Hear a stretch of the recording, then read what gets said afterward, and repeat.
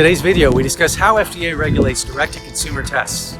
Tests that are marketed directly to consumers without the involvement of a healthcare professional, like the patient's medical doctor.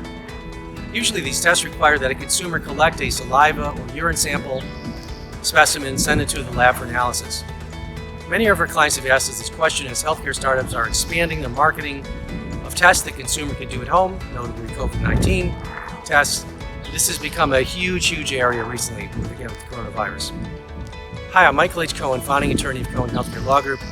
We advise healthcare industry clients on how to navigate healthcare and FDA legal issues, and as a result, launch and grow their health and wellness product or service. The first thing to know is that while we're going to focus this video on FDA regulation of direct-to-consumer tests, lab tests, there's much more you'll want to know when you're a healthcare startup that wants to market tests to your consumers with or without the involvement of a licensed medical doctor. And we address many of those issues in other videos. But for example, when a business arrangement provides an incentive for the physician to refer the patient to a particular lab and the physician profits from that referral, this potentially could be considered an unlawful kickback.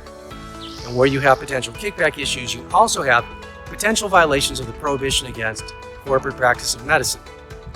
Also, when you market testing, your claims have to be truthful and non-misleading.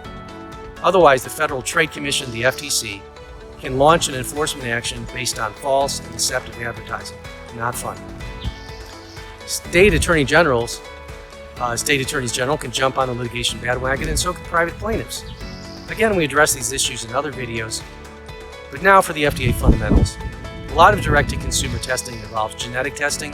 Some involves levels of protein or bacterial flora, like the microbiome. Many functional medicine doctors look to the microbiome for data about the patient's overall health. The key FDA rule here is that in vitro diagnostic tests, or IVDs, are considered medical devices. Now, whether or not the tests are subject to rigorous regulatory requirements depends a lot on their level of risk. For example, FDA probably will not review your direct-to-consumer test if you're promoting the test for non-medical general wellness or very low-risk medical purposes. On the other hand, if you're offering the test for moderate to high-risk medical purposes, like a COVID-19 test, FDA generally will want to review your test to determine the validity of the claims you make. Of course, this is all a moving target right now.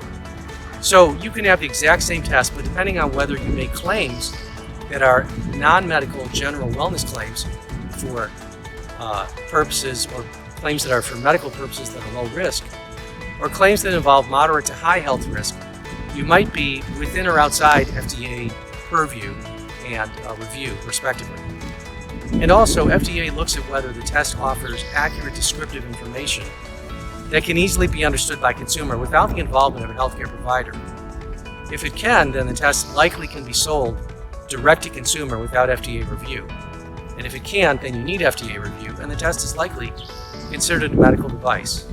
Now, even if it is a medical device, some medical devices are exempt from FDA pre-market review, though they have to fit specific regulations. Again, direct-to-consumer tests are a very complex and rapidly evolving arena. If you have any questions, we encourage you to contact us at CohenHealthcareLaw.com/contact. Send us a message or book an appointment through that link. We look forward to speaking with you again soon.